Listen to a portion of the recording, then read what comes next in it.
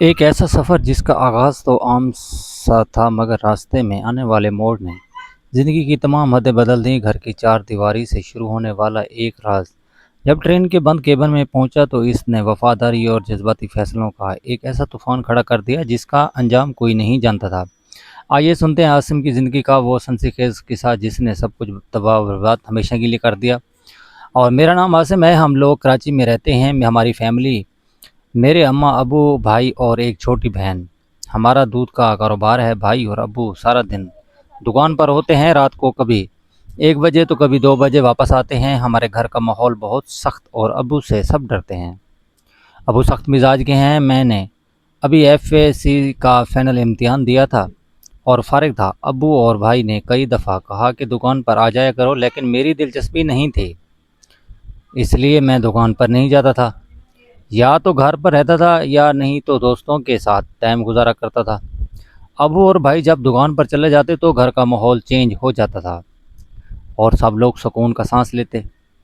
और भाभी बगैर दुपट्टे के घूमती रहती। भाई की शादी को 2 साल हुए थे और अभी कोई बच्चा भी पैदा नहीं हुआ। नाज़रीन किराम, आपसे यहाँ पर गुजारिश कर चल, आपने हमारे चैनल को अभी तक सब्सक्राइब नहीं किया तो प्लीज़ यार चैनल को ज़रूर सब्सक्राइब करें। और कहानी बहुत ही दिलचस्प है। अच्छी अच्छी कहानियाँ मैं ढूंढ के लाता हूँ आपके लिए, जिसमें कुछ सबक भी होता है और कुछ ठंडा गर्म भी होता है। शुक्रिया। शादी को 2 साल हो चुके, अभी औलाद बच्चा नहीं हुआ था और सुबह लेट कर सो उठता था। रूम से बाहर आता तो घर का माहौल चेंज होता। बहन, भाई और भाभी टीवी देख रही होती। अम्मी की चीखें होती। कभी अम्मा कभी मुझे नाश्ते देती तो नाश्ता करता तो दोस्तों की तरफ चला जाता। लाइफ इस तरह चल रही थी कि अचानक इस लाइफ ने ऐसा मोड़ लिया कि सब कुछ तब्दील हो गया। अब आपको बताता हूँ कि ये सब हुआ कैसे। दोस्तों में बैठकर मोहब्बत की फिल्में तो बहुत देखता था, लेकिन कभी प्यार का मूड नहीं हुआ था। कोई लड़की मिल जाए तो इसको प्रपोज करके एक दिन मैं अपने दोस्तों की तरफ गया तो कोई भी घर पर नहीं था। सब दोस्त कहीं काम से निकले हुए थे। इस वजह से घर वापस आना पड़। घर में दाखिल हुआ तो अम्मा और भाभी बाहर सैन में वॉशिंग मशीन में कपड़े धो रही थी। भाभी मुझे देखते ही बोली, आसिम अच्छा हुआ तुम आ गए। ये कपड़ों की बाल्टी लेकर ऊपर छत पर चलो, मैं ये कपड़े धूप में डाल दूँ। मैंने कपड़ों से भरी बाल्टी उठाई और ऊपर लेकर चला गया। पीछे भाभी भी आ गई। कपड़े धोने की वजह से भाभी के कपड़े गीले हो रहे थे। भाभी ने मुझे कहा, आसिम बाल्टी ने से कपड़े निकालकर मुझे दो, मैं तार पर डालती हूँ। मैं बाल्टी से कपड़े निकालकर भाभी को दे रहा था। भाभी मेरे आगे खड़ी थी और तार पर खड़े कपड़े डाल रही थी। ये पहली दफ़ा ऐसा हुआ था कि मैं कोई घर का काम कर रहा था और भाभी इस तरह मेरे करीब खड़ी थी और गीले कपड़े तार पर डाल रही थी। कपड़े निकालते हुए मेरे हाथ में एक लड़कियों के ब्लैक कलर के कपड़े आ गए। मैं इसको देख ही रहा था कि भाभी ने मुझे पीछे मुड़कर देखा और मेरे हाथ से वो लेते हुए बोली, बेशरम देख रहे हो, लो मुझे। भाभी ने मेरे हाथ से वो कपड़े लेकर तार पर डाल दिए और बोली, कपड़े निकालो।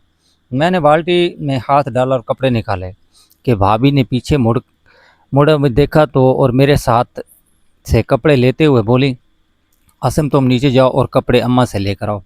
मैं खाली बाल्टी नीचे ले गया तो वो अम्मा कपड़े धो रही थी। मुझे देखकर बोली, आसिम और भी कपड़े ले जाओ। मैं अम्मा के पास खड़ा हो गया। अम्मा ने कपड़े निकाल कर मेरी तरफ देखा और कहा, आसिम। मैंने एकदम कहा, अम्मा जी। तो इसने कहा कि ये कपड़ों की बाल्टी ऊपर ले जाओ। मैंने बाल्टी उठाई और ऊपर भाभी के पास ले गया चला गया। भाभी दीवार की तरफ मुड़कर बाहर की तरफ देख रही थी। हमारे घर के पीछे एक ग्राउंड था और भाभी इस तरफ देख रही थी। भाभी बाहर देखने में इतनी मगन थी कि इनको मेरे आने का पता ही नहीं चला। मैंने कपड़ों की बाल्टी रखी और भाभी के पीछे से बाहर की तरफ देखने लगा कि भाभी क्या देख रही है। मैं भाभी के पीछे खड़ा होकर बाहर देखने लगा तो देखा तो नीचे ग्राउंड में एक गधा खड़ा था और भाभी गधे को देख रही थी। मैं भी ये सीन देखने लगा तो भाभी को लगा कि मैं आ गया हूँ और वो पीछे मुड़ते हुए मुझे देखते हुए बोली, ओए क्या कर रहे हो, कुछ शर्म है तुम्हें। मैंने कहा, सॉरी भाभी, वो बार जो आप देख रही थी इसको देख रहा था। मैं भी भाभी को देख ही रहा था। भाभी बोली, ओके, लेकिन आइंदा ऐसी हरकत नहीं करना वरना तुम्हारे भाई को और अब्बू को सब बता दूंगी। मैंने कहा, भाभी सॉरी, आइंदा नहीं होगा, माफ़ कर दें। भाभी बाल्टी से कपड़े निकाल कर तार पर डालने लगी और कपड़े डालकर नीचे चली गई। मैंने शुक्रिया अदा किया के बाद ज़्यादा गड़बड़ नहीं हुई क्योंकि इस टाइम भाभी भी ये सीन देख रही थी। इस वजह से भाभी ने ज़्यादा कुछ नहीं कहा और नीचे जाने लगी। नीचे जाने का ख़याल आया कि भाभी जो अपने कपड़े डालकर गई हैं, इनको देखा जाए। मैं ऊपर अकेला था, भाभी नीचे चली गई थी और मैं कपड़ों को उलट-पुलट करके देख रहा था कि भाभी ऊपर आ गई और मुझे इसके कपड़े देखते हुए बोली, "आसिम, ये क्या कर रहे हो?" भाभी की आवाज़ सुनते ही मैंने उसे तार पर डाल दिया और नीचे चला गया। आज का दिन ही अजीब था, कुछ समझ नहीं आ रहा था कि क्या हो रहा है। नीचे आकर मैं घर से बाहर चला गया और आवारागर्दी कर रहा था। इस दौरान भाई की कॉल आई कि कहाँ हो? मैंने कहा बाहर हूँ। भाई ने कहा कि दुकान पर आ जाओ, एक काम है। मैं दुकान पर चला गया तो भाई ने मुझे बताया कि तुम्हारी भाभी के अब्बू की तबीयत बहुत ख़राब है, तुम भाभी को लेकर सेवाल चले जाओ। भाभी का ताल्लुक़ सेवाल से था। भाभी ने मुझे पैसे दिए कि तेज़ गाम में 2 टिकटें कल की बुक करवा लो और भाभी को छोड़कर वापस आ जाना। मैं ना जाने लगा तो भाई ने और पैसे दिए और बोले, ऐसा करो कि एसी स्लीप में बुकिंग करवा लेना, गर्मी का मौसम है। मैंने कहा ठीक है और पैसे लेकर स्टेशन बुकिंग के लिए चला गया। वहाँ जाकर 2 बर्थ वाला केबिन एसी स्लीप में बुक करवा कर भाई को कॉल की कि कल की बुकिंग हो गई है। भाई बोले, तुम घर जाकर भाभी को बता दो कि वो कल की तैयारी कर लें। मैं स्टेशन से घर गया तो घर में सन्नाटा था। छोटी बहन टीवी देख रही थी, अम्मा और भाभी नज़र नहीं आ रही थी। मैंने छोटी बहन, जिसका नाम किरण है, इससे पूछा कि अम्मा और भाभी कहाँ हैं। किरण बोली, भाई, अम्मा और भाभी बाज़ार गई हैं, आपने भाभी की बुकिंग करवा ली? मैंने कहा हाँ, करवा ली। तो सुनकर बोली, भाई, खाना लगा दूं? अम्मा कह कर गई थी कि आप आ जाएं तो आपको खाना दे दूं। मैंने कहा हाँ, दे दो खाना। उठकर किचन में चली गई और मेरे लिए खाना लेकर आ गई। मैंने खाना खाया और अपने रूम में आ गया। मैंने बैग से तेल की शीशी निकाली और अपनी चारपाई पर बैठ गया और तेल से अपने बदन की मालिश करने लगा और मालिश में मशगूल हो गया। मैं अपनी मालिश में इतना मशगूल हुआ कि मुझे कोई खबर नहीं थी कब कमरे का दरवाज़ा खुला, जो कि मुझे लॉक करना याद न रहा, और कब से भाभी मुझे मालिश करते हुए देख रही थी। अचानक मेरे कानों में भाभी की आवाज़ आई, आसिम। मैंने एकदम से अपनी आंखें खोलीं तो भाभी दरवाजे पर खड़ी मुझे देख रही थी। भाभी को देखकर मैं एकदम से उठा और बोला, कब आई आप बाज़ार से? भाभी बोली, देर हो गई है, मैं तो ये पूछने आई थी कि ट्रेन की बुकिंग हो गई। मैंने कहा जी भाभी, कल की हो गई है। भाभी बोली, अच्छा ठीक है, और जाते हुए बोली, जब ऐसा किया करो तो दरवाज़ा लॉक कर लिया करो, समझे। और भाभी दरवाज़ा बंद करके चली गई। मैं शर्मिंदा सा होकर बेड पर बैठ गया और मूड ख़राब हो गया था। पता नहीं अब भाभी मेरे बारे में क्या सोचेंगी। मैं इन्हें सोचों में गुम रहा कि किरण ने दरवाज़ा खोला और बोली, भाई, अम्मा बुला रही है। मैं कमरे से बाहर निकलकर बाहर लॉन्च में गया तो अम्मा सोफ़े पर बैठी थीं। अम्मा मुझे देखते हुए बोली, आसिम, तुम अपनी तैयारी कर लो कल के लिए। मैंने कहा जी अम्मा, अभी कर लेता हूँ। अम्मा ने किरण को आवाज़ दी कि भाई के कपड़े धोकर ऊपर डाले ताकि वो सूख जाएं, और किरण ऊपर जाने लगी तो अम्मा बोली, आसिम, तुम भी इसके साथ ऊपर चले जाओ, सब कपड़े उतार कर ले आओ।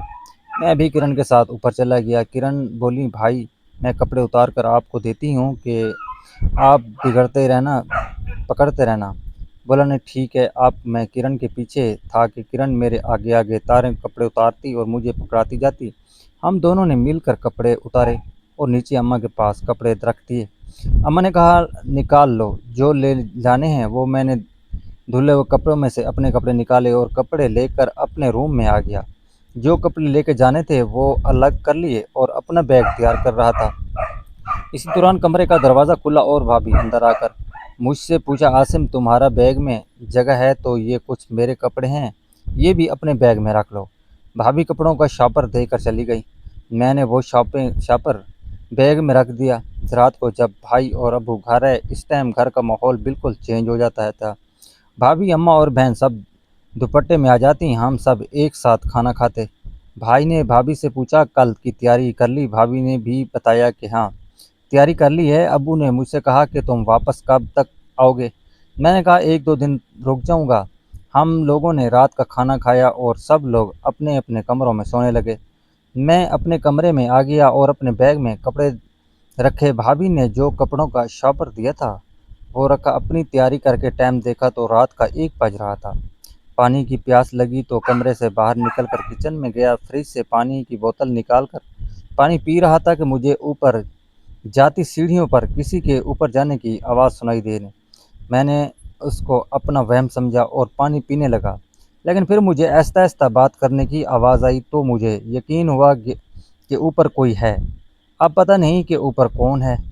मैं ये देखने के लिए आहिस्ता-आहिस्ता ऊपर चढ़ने लगा। आधे रास्ते पर मुझे आवाज़ साफ सुनाई देने लगी। वो आवाज़ भाभी की और थी, जो किसी से फ़ोन पर बात कर रही थी। अंधेरे की वजह से कुछ नज़र नहीं आ रहा था। मैं एक जगह खड़ा होकर भाभी की बातें सुनने लगा। भाभी किसी से फ़ोन पर प्यार की बातें कर रही थीं और दूसरी तरफ कोई आदमी या लड़का था। मैं परेशान ये सब बातें सुन रहा था कि भाभी भाई के होते हुए किसी और से बातें कर रही है। मैं इनकी बातें सुन रहा था कि अचानक भाभी की आवाज़ आई। वो किसी को कह रही थी कि मेरा काम हो गया है और अब वो नीचे जा रही हैं। ये सुनते ही मैं नीचे की तरफ आ गया और फ्रिज से पानी निकाल कर पीने लगा। भाभी ने जब नीचे किचन में मुझे देखा तो एकदम चौंक गई और मुझे देखते हुए बोली, तुम क्या कर रहे हो? मैंने कहा, भाभी पानी पीने आया था। मैंने भाभी से पूछा, भाभी आप इस टाइम ऊपर करने क्या गई थी? भाभी बोली, कुछ कपड़े ऊपर डाले थे, वो देखने गई थी, लेकिन अभी तक सूखे नहीं, इसलिए वापस आ गई कि सुबह तक सूख जाएंगे तो फिर उतार लूँगी। ये कहते हुए भाभी अपने रूम में चली गई।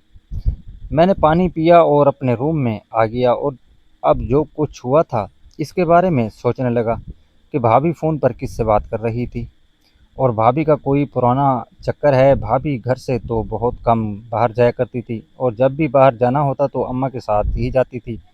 भाभी का चक्कर पता नहीं कब से है। ये सोचते सोचते मेरी आंख लग गई और सुबह अम्मा ने मुझे उठाया कि 11 बज गए हैं, उठो नाश्ता कर लो और आज तुमने जाना भी है। भाभी को लेकर ये सुनते ही मैं उठ गया और वॉशरूम में जाकर फ्रेश हुआ। वॉशरूम से बाहर निकला तो अम्मा किचन में नाश्ता बना रही थी। भाभी अपने रूम में थी। मैं लॉन्च में आ गया और टीवी देखने लगा। छोटी बहन भी लॉन्च में टीवी देख रही थी। मैंने किरण को कहा कि पानी पिला दो।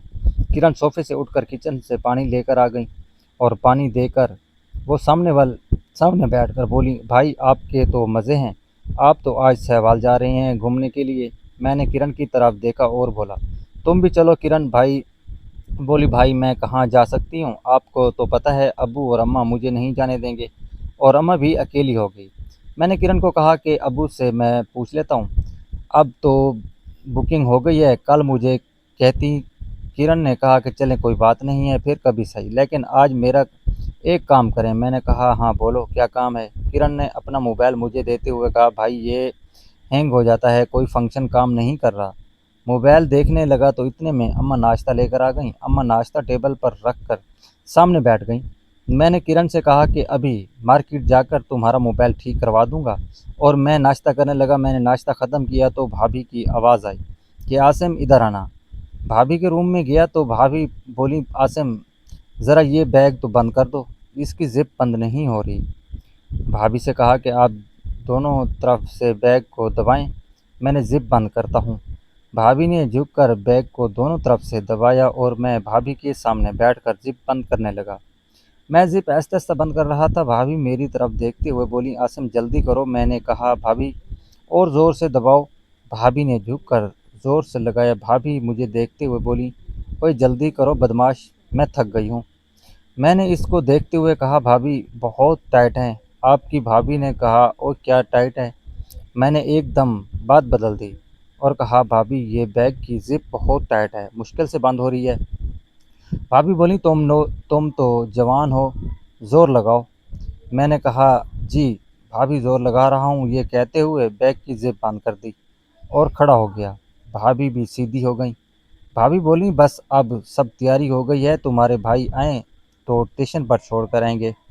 मैं भाभी के रूम में बाहर आया तो किरण बोली, भाई मेरा मोबाइल ठीक करवा दें। मैंने कहा कि मेरी बहन, अभी जाता हूँ। कि किरण ने कहा कि भाई, इसमें मेमोरी कार्ड भी डलवा दें। मैंने कहा तुम ऐसा करो, दूसरा मोबाइल क्यों नहीं ले लेती। किरण बोली, भाई न्यू मोबाइल तो बहुत महंगा होगा और अबू नहीं ले कर देंगे। मैंने इसको मोबाइल वापस करते हुए कहा कि ये रख लो, मैं अबू से पैसे लेकर अपनी बहन के लिए न्यू मोबाइल लेकर आता हूँ। मैंने बैग निकाली और दुकान पर चला गया। अबू और भाई काम में बिजी थे। अबू ने मुझे देखा तो पूछा, खैरियत, कैसे आना हुआ। मैंने कहा, अबू वो किरण का मोबाइल ख़राब हो गया है तो पैसे दे दें, इसके लिए न्यू मोबाइल लेना है। अबू बोले, न्यू क्यों, कोई सेकंड हैंड मोबाइल ले लो। मैंने कहा, अबू सेकंड हैंड कुछ पता नहीं होता कि कितना टाइम चले और इसकी कोई गारंटी भी नहीं होती। न्यू की तो गारंटी भी होती है। और आपको तो पता है कि भाभी चली जाएंगी, मोबाइल सिर्फ किरण के पास होगा। अम्मा तो मोबाइल इस्तेमाल नहीं करती। भाई ने भी अबू से कहा कि आसिम ठीक कह रहे हैं। अबू ने मुझसे पूछा कि कितने का न्यू मोबाइल आएगा। मैंने अबू को 25,000 रुपये बताए। अबू ने पैसे दिए। भाई ने कहा कि तुम तैयार हो। सीधा मोबाइल मार्केट गया और किरण के लिए वीवर व 15 ख़रीदा और घर आ गया। आया तो किरण मेरे हाथ में न्यू मोबाइल देखकर खुश हो गई और इसी खुशी में मुझसे लिपट गई और बोली, भाई वाह, आप तो बहुत अच्छे हैं। अम्मा और भाभी भी आ गईं और मोबाइल देखने लगीं। अम्मा किरण से बोली, अब इसको ख़राब नहीं करना। मैंने मोबाइल में किरण की सिम डाली और इसके मोबाइल के फंक्शन सिखाए तो भाभी बोली, आसिम तैयार हो जाओ, तुम्हारे भाई आने वाले हैं। मैं अपने रूम में गया और मैंने कपड़े चेंज किए और रूम से बाहर आया तो अम्मा खाना लगा रही थी। भाभी अब अबाया पहनकर अपने रूम से निकलते हुए बोली, आसिम जल्दी खाना खाओ, तुम्हारे भाई आ रहे हैं। मैंने खाना खाया और किरण पानी लेकर आई और पानी रख कर वो चली गई। मैंने खाना ख़त्म किया तो भाई आ गए। भाई बोले, चलो टाइम हो गया है। भाई ने भाभी का सामान गाड़ी में रखा और मैंने अपना बैग लिया। सबसे मिलकर हम लोग गाड़ी में बैठ गए और भाई हम लोगों को स्टेशन की सबसे मिलकर हम लोग गाड़ी में बैठ गए और भाई ने स्टेशन की तरफ बढ़े। रास्ते में ट्रैफिक जाम होने की वजह से हम लोग लेट हो गए थे और 5:55 पर स्टेशन पर ट्रेन फार्म पर खड़ी थी। हम लोग जल्दी जल्दी एसी स्लैब की पहुँचे और हमारा 2 बर्थ वाला केबिन था। तो बोले, ये ठीक किया तुमने कि 2 बर्थ वाला करवा लिया। भाभी कहने लगी, हाँ अब ये यहाँ और तो कोई नहीं होगा। मैंने कहा, जी भाभी, यहाँ कोई नहीं आएगा। भाई नीचे उतर कर कुछ चिप्स वगैरह कोल्ड ड्रिंक वगैरह लेकर आ गए और इसी दौरान ट्रेन का टाइम हो गया। भाई ने दोनों से मिल जुलते हुए बोले, आसिम भाभी का ख्याल से लेकर जाना और स्टेशन पर उतरने की ज़रूरत नहीं है। मैंने कहा, जी भाई, आप बेफिक्र रहें, भाभी का ख्याल रखूँगा। भाभी बोली, आप फिक्र ना करें, मैं इसको कहीं उतरने नहीं दूंगी। ट्रेन चल पड़ी थी। भाई भी जल्दी से हमारी बोगी से उतर गए। मैंने केबिन का दरवाज़ा बंद किया और सामान सेट करके नीचे रख दिया, बैठ गया। भाभी भी सेट से उठकर खड़ी हो गई और इबायाँ उतारने लगीं और इबायाँ उतार दिया। भाभी ने पिंक कलर का कुर्ता पहना हुआ था। भाभी इस ड्रेस में बहुत प्यारी लग रही थी। भाभी मुझे देखते हुए बोली, आसिम क्या हुआ, क्या देख रहे हो। मैंने कहा, भाभी कुछ नहीं, आप बहुत प्यारी लग रही हैं। भाभी मेरे साथ बैठते हुए बोली, जी अब बोलो, ये रात को तुम क्या कर रहे थे। मैंने कहा, ये तो मुझे आपसे पूछना चाहिए कि आप फ़ोन पर किसके साथ बात कर रही थी।